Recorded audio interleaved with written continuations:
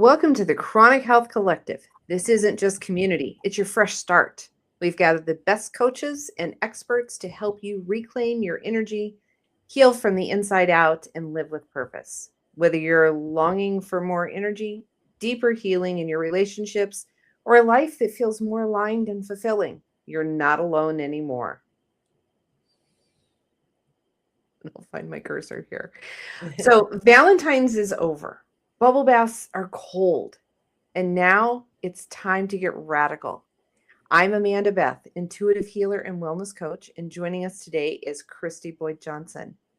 Tonight on the Chronic Health Collective, we are riding into the year of the fire horse, a rare year of bold moves, accelerated change, and deep transformation.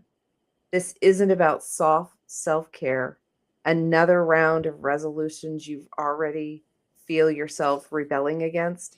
It's about igniting your inner fire after divorce, chronic stress, after years of shrinking yourself to keep the peace.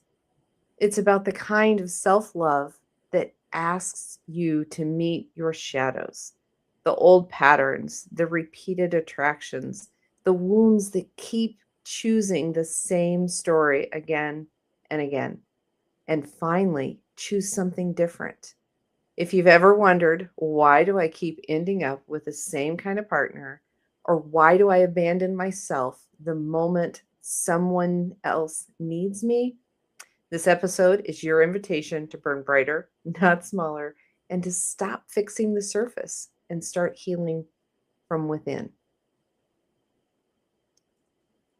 So, Kristy, when someone says, when you hear that phrase, radical self-love, what do you think people misunderstand the most?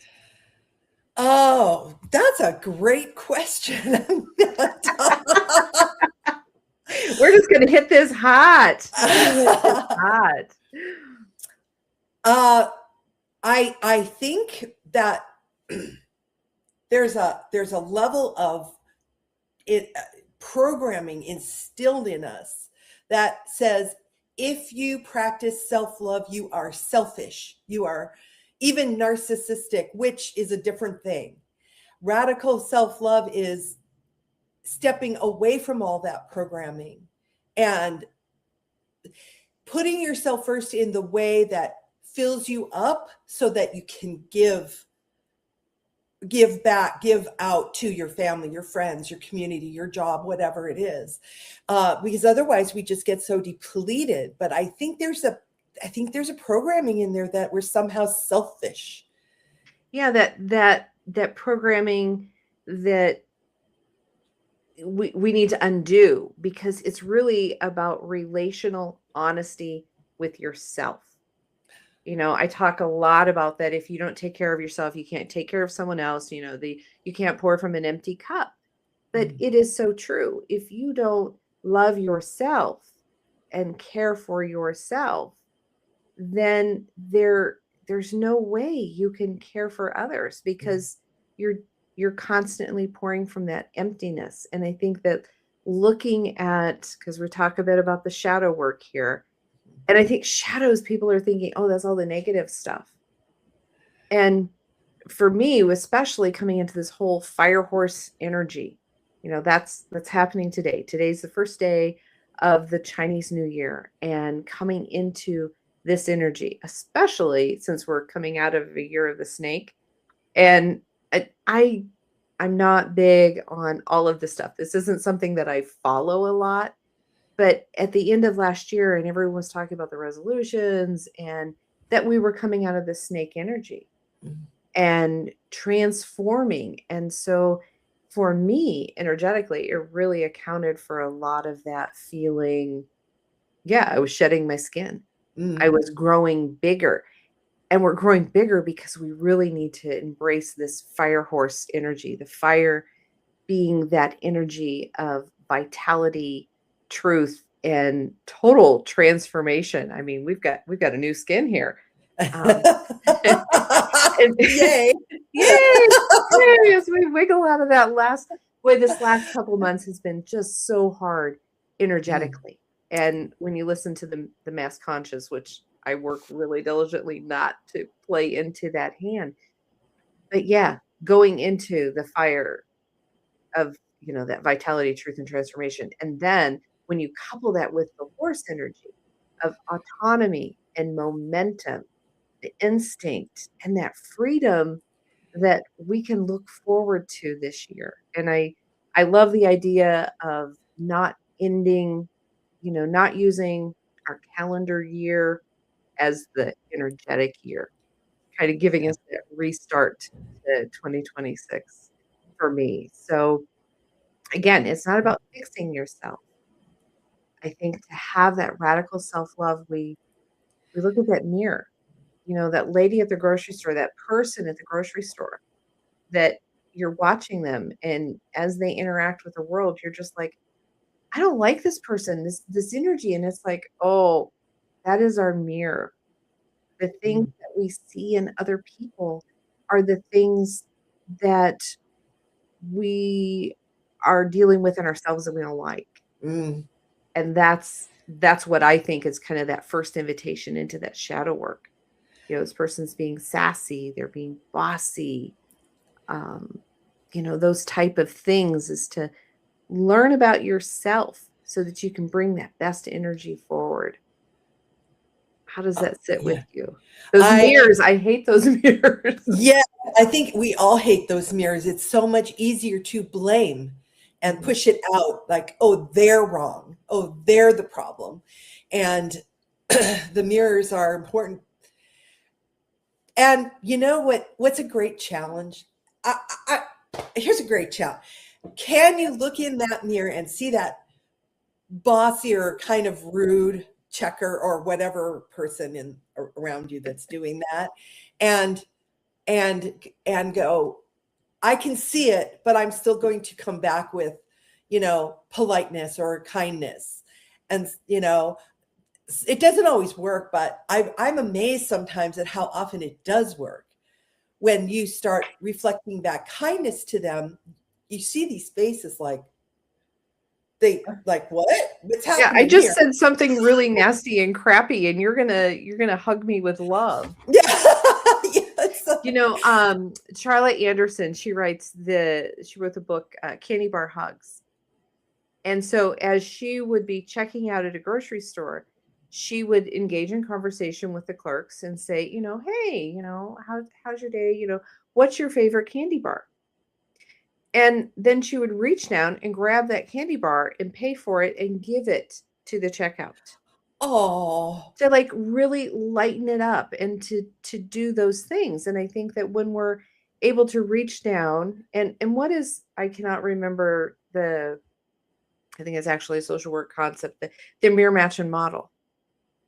When you see someone else's behavior that's like really unbecoming, you can mirror the behavior you want to see. So the person who's having a really rough day and you come in with the kindness, and or is, has the rough edges, and you show them that kindness and compassion, so that then they start to mirror, and they match, and mirror match and model.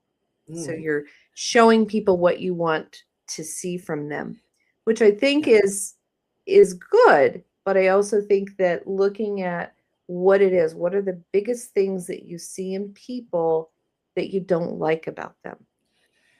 Right. And that's where you start. That's where you start. That Because is your invitation to, okay, what in me is needing this work? And when you look at yes. the people that we attract, it's filling that void. It's like constantly coming in. For me, I think one of my biggest character flaws is that needing to be needed. And I think this can go back for a lot of people, and people that I work with, the caretakers that are constantly out over caring, over giving, and then they're so burnt out. And the reality is they are looking for someone to care for them, Mm. but by attaching to someone that they are continuously caring for, they're mirroring that behavior that they want to see back.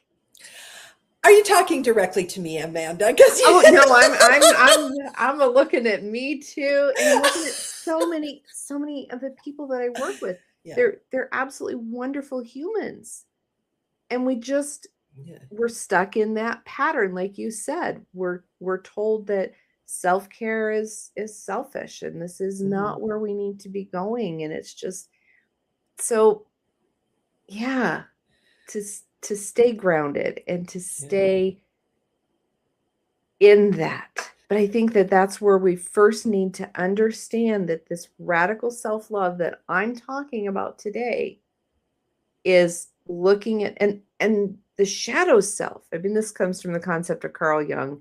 This has been in psychology for forever. Decades, yes. And you know, when I was in college and doing my psychology degree, it really didn't mean a whole lot. And now that I have life experience, it's like, oh, this is what he's talking about. Because, you know, at the time you're young, you know, life is all good and you don't realize that. But the shadows are that part of you that for one reason or another, and usually it's because of the beliefs that we've been given, that's been handed down, the expectations, these are the bad parts, or the parts that we don't want to really expose. And so we shove them down, shove them down, shove them down. Well, those parts are screaming to be let out by the people they bring to us. And so we need to take a look at those, because not all of those things are bad things. Oftentimes there are gifts. You know, that gifts of intuition and spirituality and your belief work. It's true to you and maybe not to your family of origin or your circle. Right. And your circle. So just so everybody knows, when you start this work, be ready. Your circle will change. It just will. There will be people who they'll say to you things like, you've changed and I don't understand you. And what that's code for is you're growing and they're not. So you have to diverge. It's just natural. It's not bad or good. No. It's you, if you're choosing growth and acceleration into self-care, fire horse energy, etc. And if you know, and then two, there's something to be said for people who are trying to hold you back. Like, why, you know, if they're threatened by your movement, maybe that's okay to let them go, because that's their shadow that they need to deal with. It's not our responsibility to make them see it. No, it's not. And it's really, really hard, because as you see your circle change, as you feel your circle change, as you drop away your old habits and your old beliefs about those that keep you small and compressed and compact into this manageable little container, then there is a period of essentially loneliness as you start to evolve and develop the true energetic person or being, and have the vibe that you're meant to have. That vibe will attract a new circle. Yes. And it will be threatening to the old circle. Oh yes. Oh, yes. Oh, yes. Yes. We've had those people who keep everyone in their own little circles. Yeah. You're in this box. You're in this box. Yeah. And it doesn't mean that the people who, I mean, everyone has an opportunity to grow and to change. And if they choose not to, then we're going to love them and we will respect them. But we can, like my 7th grade choir teacher said, I can love you from a distance. He would send you to the principal's office. I love you from a distance. And that's what that is. That's that changing circle. And it doesn't mean you'll never speak to him again. It doesn't mean you'll never go and, you know, bump into him in community or even family. And it's really tough when some of these people in your circle are family and they're not fully respecting your need to change and to grow. You know, we're not slamming the door in their face. We're just, what is it? What's that new term? Quiet quitting. You know, kind of moving forward and following what it is that allows you to radically take care of yourself and to start looking at those shadows. Because, yeah, it's going to be so awesome. This year is going to be so amazing. It is. And I'd like to go deeper with you, Amanda, but I think we have to take a quick break here. We do. We do. So, yeah. Stay tuned. We'll be right back, everybody.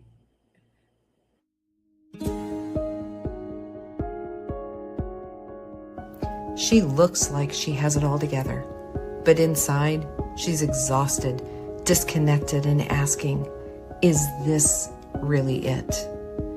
I'm Amanda Beth. I help visionary women shift from burnout to embodiment, from survival mode to soulful success. Through intuitive healing and aligned strategy, I guide them back to their power so they can lead with clarity, confidence, and calm.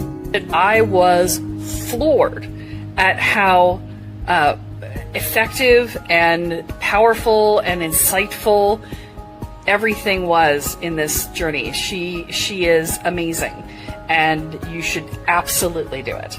This isn't about pushing harder.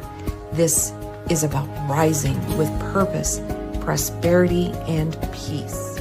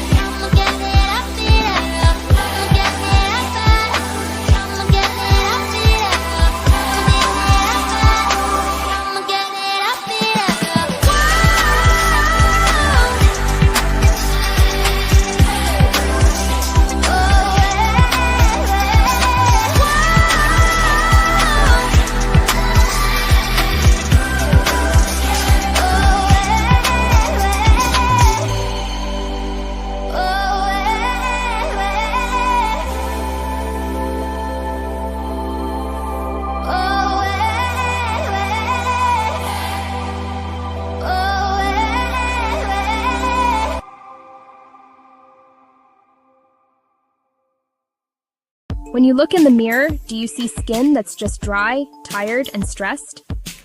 It's time for a new ritual. Introducing Deep Love, the Blue Botanical Face Cream by Coolness. We've captured their tranquil essence of blue botanicals in a cloud-soft formula that deeply soothes irritation and restores your natural, healthy glow. This isn't just skincare, it's an act of self-care. It's deep love. Find your calm only at coolness.com. Scan the QR code now to visit our website. Hello, everybody. Welcome back to the Chronic Health Collective. We are here today with Amanda Beth, intuitive healer, and she is rocking this discussion about radical self-love. Well, it just seems fitting, coming into this fire horse energy, and it is. And I think that in order to get the most out of this year, in order to continue with this amazing energetic opportunity that we have, it is looking at those shadows and doing that, and kind of rephrasing that shadows are the unintegrated survival strategies. They're the things that we have really squashed down, thinking that that's what we need to do in order to survive, in order to survive in our current circle, our current job, our current, keeping status quo, keeping everybody happy, that people pleasing that we do. And so I'm encouraging you to pull out those things that you've been hiding or you think might be bad or broken or shameful, because they're not. They're part of you. They're part of what brings you up. And when you can make peace with them, and oftentimes this shadow stuff comes back to a lot of inner child work, finding that inner child and where your inner child is at. And a lot of times when we think about inner child, I think we think about, the 3 and 4 year olds. Yeah. Wait till your teenage inner child comes up. That is really interesting.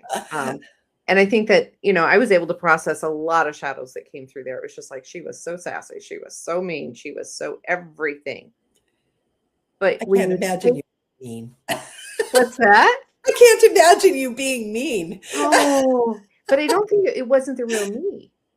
Because I Oh, think that that's the thing, is that the inner child represents who you were and felt and everything at that time. mm.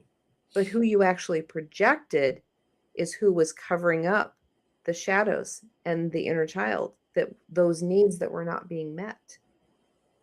Oh, interesting. You know, I think a lot of the resistance to doing this kind of inner work is fear. It's fear that we're going to discover that we're a horrible person, and that we're, all this striving we're doing to prove that we're not.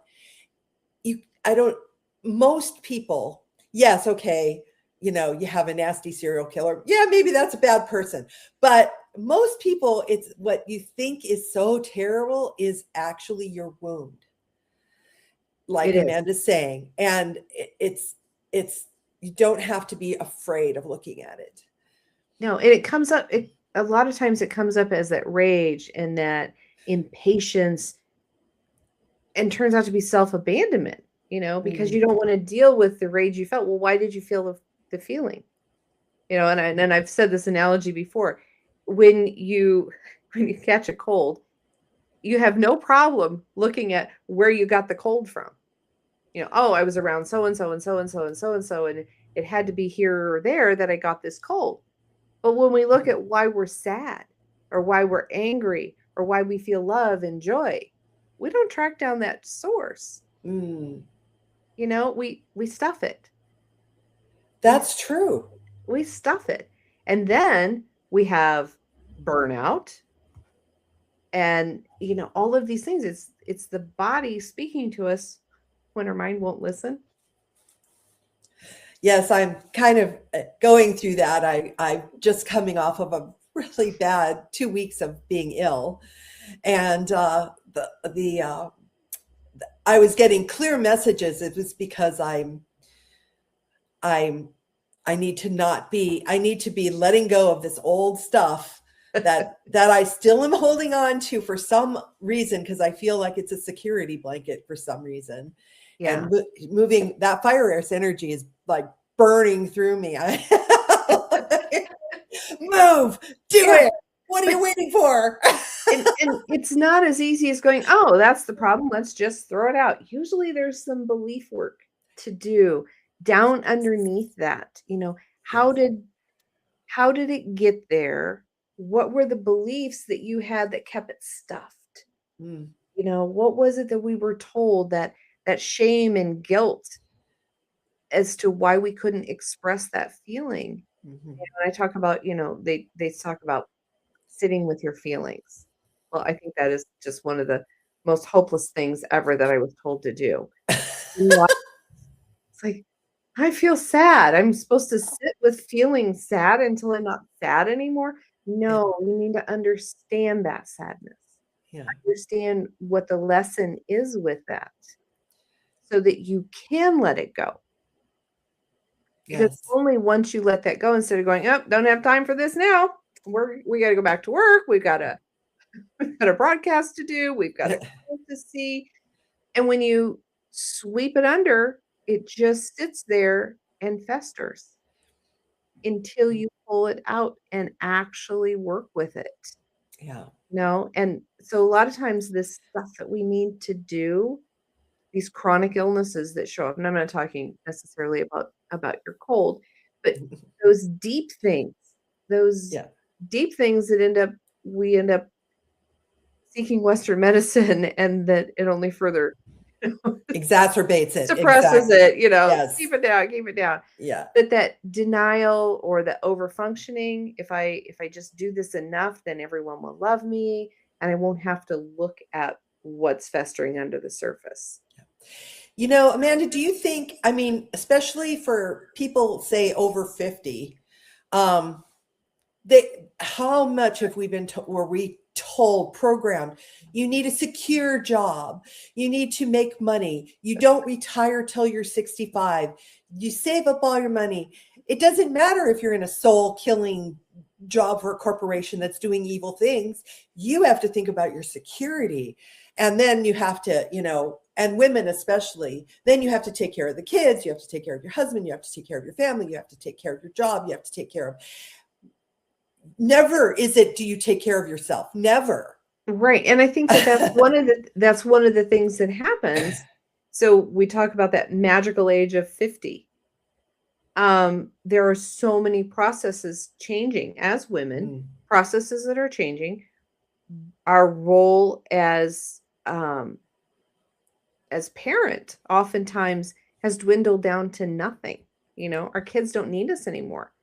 But our housework still needs us. The dishes are still calling, but to create those things. And then you read all of the information with, the hormonal changes that happen with women, and that kind of people pleasing loses a priority because it's no longer hormonally supported. So I think that also lends to this trend of, okay, I've taken care of everybody for so long. Who's going to take care of me? It's going to have to be me. Mm-hmm. And it does have to be you. You are the one who lives in your body. You are the one who knows what you need for your enjoyment, for your joy, for your pleasure, for contentment in life. No one else can do that for you. But until you can drop that guilt and shame for turning around and shining the light on yourself and taking care of yourself in these radical new ways, and even deeper, to get rid of those things that keep popping up, because you can say, I'm fine for how long? Yeah. And then it seeps out. Fine. Yeah, I'm fine. Effed up. What is it? Effed up. What is it? Effed up, something neurotic and emotional. What's the I? I forget the I. I would say independent. Insecure. Okay. I'm fine. So much of it goes to, yes, and what we see. And then, if you're turning to the internet or to social media to kind of fix these things, it's not going to fix it, because it's internal. And all of this other stuff, this external stuff, that's not about you. I mean, you can get confirmation bias. Absolutely. I'm not going to look something up unless I already think I know the answer. And then it confirms what it is I thought it was. And so you get the whole confirmation bias in there. But we're looking at that self-love. Like, what am I unwilling to feel or admit? And this is all done within yourself. Now, it's amazing and it's awesome when you have a coach or a mentor to help you keep track of what you're processing and to help share that. Because sometimes if you share this stuff with your immediate circle, they're going to fall off like flies, It's true. You're losing it, honey. Yeah.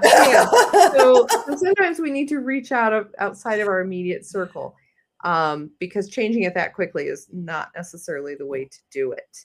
Yeah. That shadow work, it's an act of devotion. It's not punishment. It's allowing you to pull these pieces up that keep creeping out in unsuspecting places. And if you address them, then they're not going to sneak out. And it's not punishment. It's understanding. A lot of times, once you understand where you got this belief from, and you understand what the belief is and where it restricts you, that is so freeing. It just really sets you free to continue with your momentum.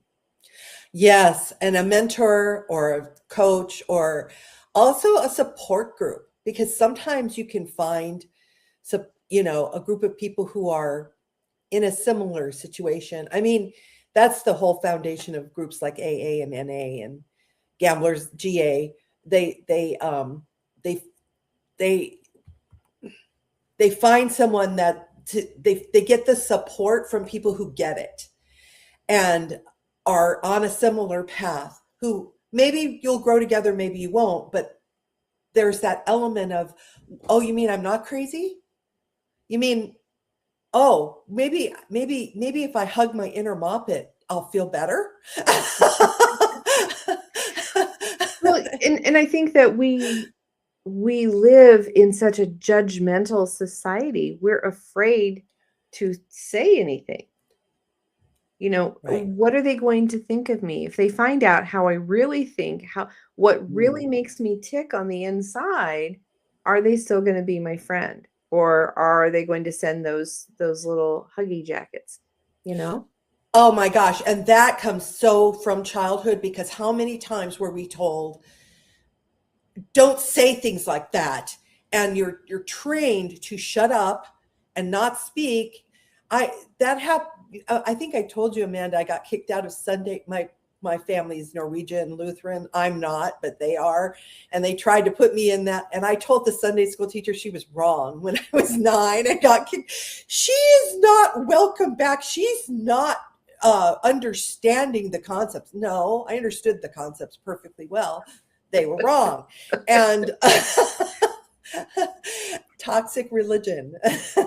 Yeah. And so that training of like, your inner knowing doesn't matter. You have to believe what we tell you to believe, even when it's going against everything in you. You can't make a living as an artist or a musician. You have to get a secure job as a pharmacist or an accountant, or the educational path. Oh, you have to have a college education. You have to do. And, you know, my own personal life, I did all the things. I checked all the boxes. Me too. And on the inside, no, that was not the happy glowing house and picket fence. No. But being able to step forward and to step out of that and say, you know, folks, this isn't the real me. And then when you peel that back, that proverbial onion, when you go layer after layer after layer and really address who you are and become who you're meant to be. Yeah. And that's, you know, today I just want to make sure that everybody looks at those shadows and that the mirror when you're in the grocery store line. That's kind of your number one tip. That's their tip line as to where you should look first. Look first, and then practice radical self-love on yourself. I mean, you got to start somewhere. And the good news is that it gets easier and easier to let things go that are I heard someone once say that your soul loves you so much that they keep, you know how you feel like you're in a loop, like these memories just keep coming up and they keep making you angry or sad or whatever. And you keep going, why can't I let this go? And this teacher said, your soul loves you so much that they're showing you where your shadows are so that you can heal them. And radical self-love, Amanda, is the tool. Yeah. That's the tool. That is the tool. And listening to yourself. And that's where, you know, if you're having a hard time connecting and people talk about the angel numbers, I see 111 all the time, or I see this. When you see it on repeat, that's a message, you know, and that's your nudge. And how long are you going to avoid it until you get smacked with it? I was talking to a mentor last week, and, you know, she's like, I've been pushing. And then, you know, I tripped and fell and I got sick, or she had an injury that she needed to attend to. Right. And so when we're not attending to these things, they'll give you the nudge, and then they give you that smack upside the head. The smack came for me on January 1st of this year. I went to the grocery store and my bill was $111.11 on January 1st, which 2026 is a 1 year. I was like, oh my gosh, smack. You know, and you know, sometimes a mud puddle is just a mud puddle, but when you see it all the time, that's when you start looking at it. Right. You know, because I've been in those spaces where people will try to make something of everything, and it's like, no, it's not quite like that. It's not quite like that. It's not, every single cardinal doesn't necessarily mean the same thing. It's when you see it repeatedly. Yes. Eagles have been my recent message. Ooh. I've been going by a tree, and actually there are more than 12 eagles in a single tree. Ooh, And so for me, looking at that shaman side, that is where you need to step back and get that eagle eye view of everything that's going on. You're too close to it. Oh, wow.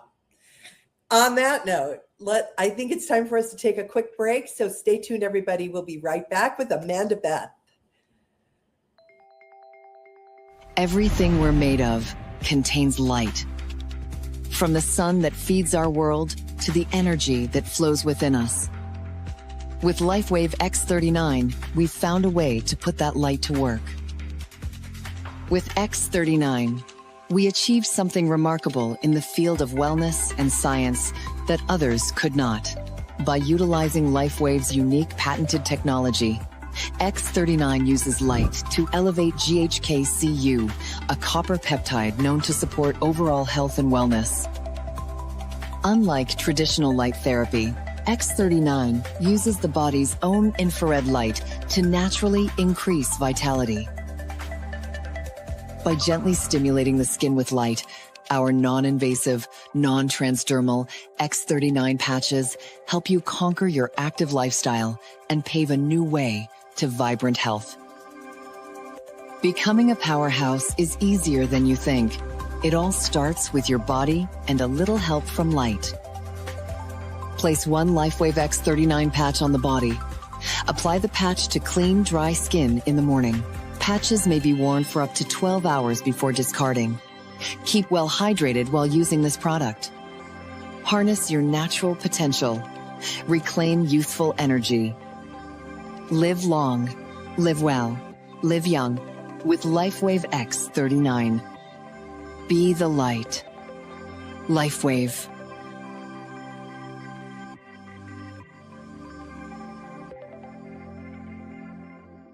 Why do 98% of beauty enthusiasts rave about coolness? It's all in the blend of ancient wisdom and modern science. Introducing Coolness, Pearlescent Face and Eye Serum Cream.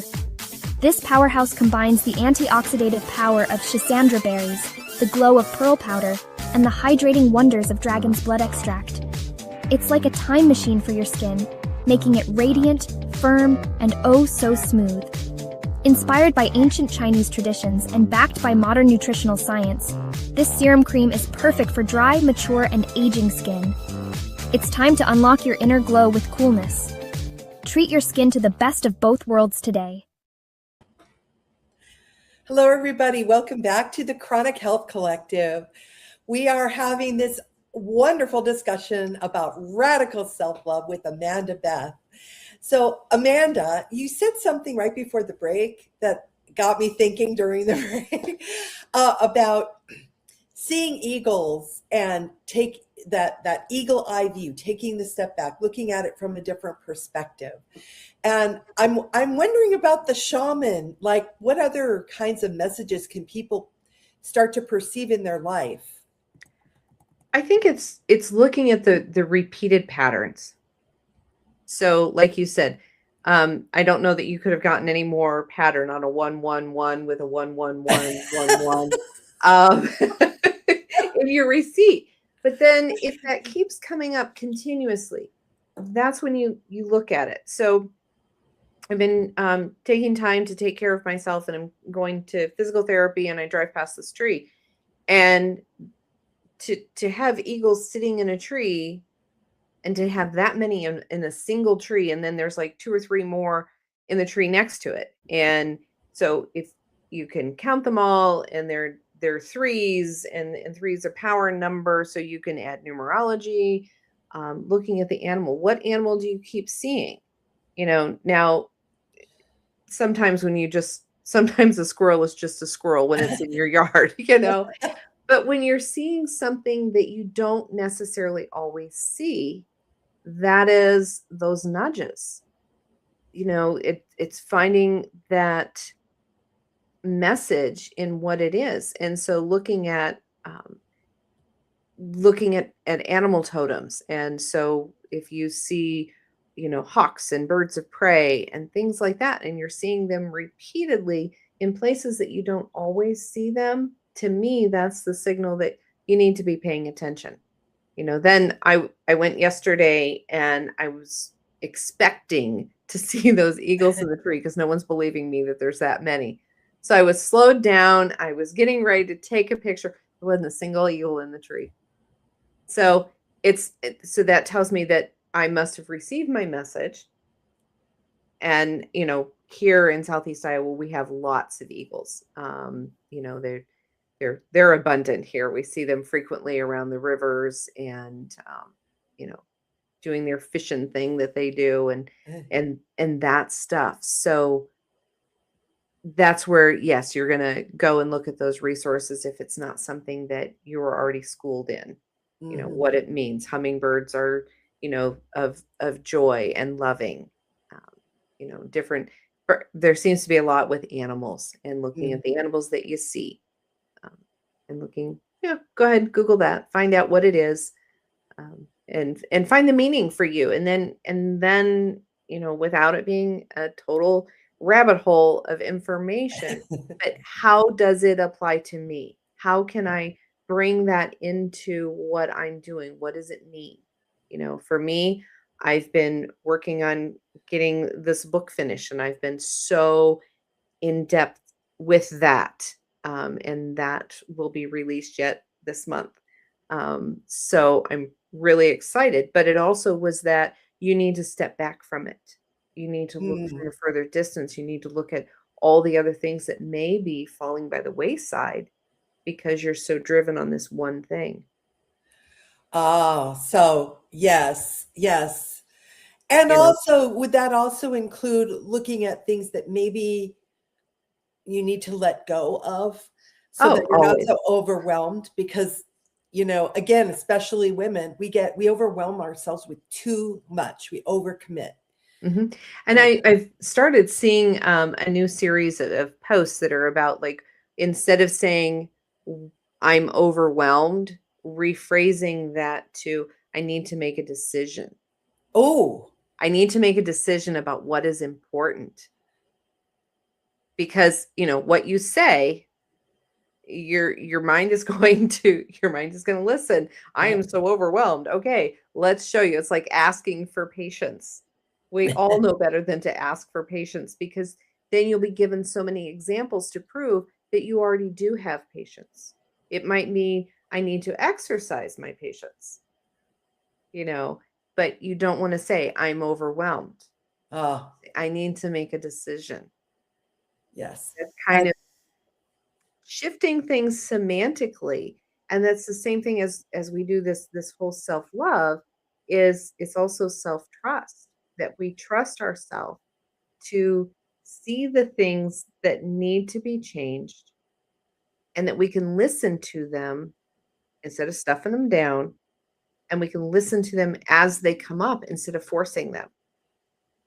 I don't think we can necessarily go into meditation and say, okay, we're going to fix this today. It's not in divine timing. It's not going to happen. Right. It's not going to happen. So, but I do think that, we get back to the whole fire horse concept. It's aligned because you're going to be able to put your boundaries in place without having all that guilt. Mm-hmm. You can do the movement that you need to in this momentum without destroying yourself. Yes. And being able to express your desires without apology. Because as you start digging into those shadows, you get to see the things that you've shoved down and you've denied to yourself. Mm-hmm. Those are the things that make them difficult, is to look at, what did I walk away from? What did I deny myself? You mentioned people making their resolutions at the beginning of the year, which resolutions just don't work. It's more like decisions. Statistically, they are all done, and people do not follow them after the second week of February. They are all gone. They're all gone, right? Yeah. But if you make a decision, and I love what you said about what if you denied yourself, because what just popped in for me is how many people make a resolution to say lose weight, but instead of making a decision to do something that they love, such as take walking or swimming or running or yoga classes or dance classes or whatever it is, exercise to help you lose weight doesn't have to be difficult and hard. It can be fun, but as long as you pick the thing that you love. And so because once you pick something that brings you joy and pleasure and that you can participate in, your body is in balance and harmony, and the weight just falls off. Right. Because your body, your unconscious doesn't understand lose weight. All it hears is weight. Mm-hmm. And I love the story of the person who took a sticky note and put over their scale, and they put their ideal weight was on the scale. So every time they stepped on the scale, they reinforced what their ideal weight is. Instead of saying, oh, I gained a pound. Oh, I shouldn't have had that whatever, that bonbon, one bonbon too many. And beating yourself up. I mean, I think that depending on why you're tracking your weight, for me, it's not about a number on the scale. It's about feeling better. Yes. So my scale gets pretty lonely. It's how my clothes fit, how I feel, and that's where getting out of my eating pattern, when I do sugar is the thing that makes me hurt, and it doesn't take much of it, because I'll have one thing that's sugary, and by tomorrow I will wake up and it's painful for me. Oh. So it's not about losing the weight, it's about quality of life. Yeah. And so yeah, I think that's the thing, is once you're doing things because they make you feel good, not because you're losing weight, not because, somebody else wants to see you do this or that. It's because of what you want. Yeah. Radical self-love. Yep. Yep. And so when you do love yourself, and there's I think Mel Robbins talks about high-fiving yourself in the mirror every day. You can't high-five somebody with negative energy. You can't. So if you high-five yourself, you're supporting yourself. Handwriting, people will say every time you sign your name, you need to underline it, showing that you support yourself and the universe supports you. There's those kind of things that you can do. But as you really embody this whole concept of self-love, loving you, the deep, gushy parts you never thought you would see again, then the decisions that you make become clearer, because you're working from the motivation of yourself, not taking care of everyone else. That falls into place. Yes. When you take care of yourself, your energy returns, you feel better. Your healing is collaborative, because then your body and your mind are working together in collaboration, and it's not combating each other. You're not shoving down that headache or that grief or whatever comes up. You allow yourself to feel it and to work in it. Right. And that's the whole point. Avoiding doesn't work. Pretending that problem isn't there doesn't work. It just makes it grow and makes it worse. And what you focus on grows. So if you focus on, gosh, I'm so overwhelmed, you're going to get more overwhelmed. Instead of saying, I'm making a decision. I'm making a decision on what's important to me. And then you can follow that path. It's real easy when you decide, instead of, looking at, 97 tabs are open, 10 are frozen, and I have no clue what I'm doing. And you don't have to move forward, 800 steps at a time. Taking the example of someone who's trying to shift out of a soul-sucking job into something that fits with them, you can do one thing a day that that one thing a day moves you forward. You don't have to go, oh, I need to take 2 weeks off and work every day towards this new goal. You don't have to do that. You don't have to. You can make the decision not to overwhelm yourself and do baby steps. Baby steps get you there. I mean, think how fast a baby gets across the room. Oh yeah. You're Like back. lightning. But those small steps, like I need to go for walks every day. So taking my tennis shoes and putting them next to the door. That's a step in the right direction, because radical self-love, it's not being gentle all the time, but it's being honest. Yes. And taking those baby steps to accomplish something. It's like eating an elephant. That was my workshop last month. How do you eat an elephant? You eat an elephant one bite at a time. And that's what working with coaches do. Coaches help you to decide what it is you're working on and to bring it into bite-sized pieces so that you can manage it. Mm-hmm. And I love the concept of the 12-week year. Don't schedule everything out for 12 months. Let's look at it. Let's revisit, because otherwise you don't revisit it for 9 months and then you're so far behind you can't catch up. Right. But if you're looking at it every 3 to 4 months, you can really get some traction. And that's what Firehorse is asking for. Not permission, but presence. Be present, be deliberate, be thoughtful, make those decisions. Take a look at what's going on and feed yourself from there. Yes. And I keep feeling like there's that element, because it's fire, of burning away the stuff that doesn't work for you, that's not serving you. Yeah. And letting it go with grace, because it's okay to let go of things that aren't serving you. Yeah, absolutely. And you can have, I have suggested, and I've seen it be very, very effective. If you've got, the physical clutter in your house, the physical things, or saying goodbye to the old job, have all your work supplies in a pile and have a funeral for it. Officially say goodbye. Say goodbye to the things that no longer serve you. If it's a physical representation, that makes it easier sometimes than some of these emotional and these limiting beliefs that you have. So, yeah. Yeah. Wow, this is amazing. I think you've given me a lot to think about. I think a lot of people are going to be thinking about this in the coming weeks. Amanda, thank you so much. Sure. Hey, tell us about your new book. Oh, so my new book is Stepping into Power. And it's kind of how we come about and coming out of the shadows. Living here in the Midwest, I did not speak up and say that I'm an intuitive healer for a very long time. I hid those shadows. So there is also a reflection guide that will be coming out as well with this book, so that you can take all the stuff you learn in the book and apply it to the activities that work for you.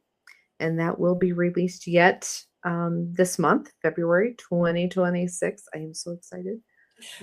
And you can follow along and keep up with the updates at amandabethhealing.com/stepping-into-power.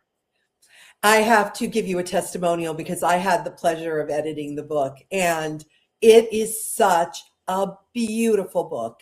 It is it'll reach right to your heart and hold it peacefully in the book's hands. It's just a beautiful book. So yeah, you definitely want to check that out when it comes out. Thank you, Kristy. Oh, and definitely, if you want someone to help you to sort through those shadows and kind of, bring in this Firehorse energy with the best, getting your best hoof forward, definitely look me up. You can contact me through amandabethhealing.com. I'm on all the platforms as well, so it's real easy to get in touch with me. We can do a discovery call and decide what path is going to be best for you. Well, thank you everyone for tuning in to the Chronic Health Collective show with our featured guest speaker today, Amanda Beth. You can find us at chronichealthcollective.com.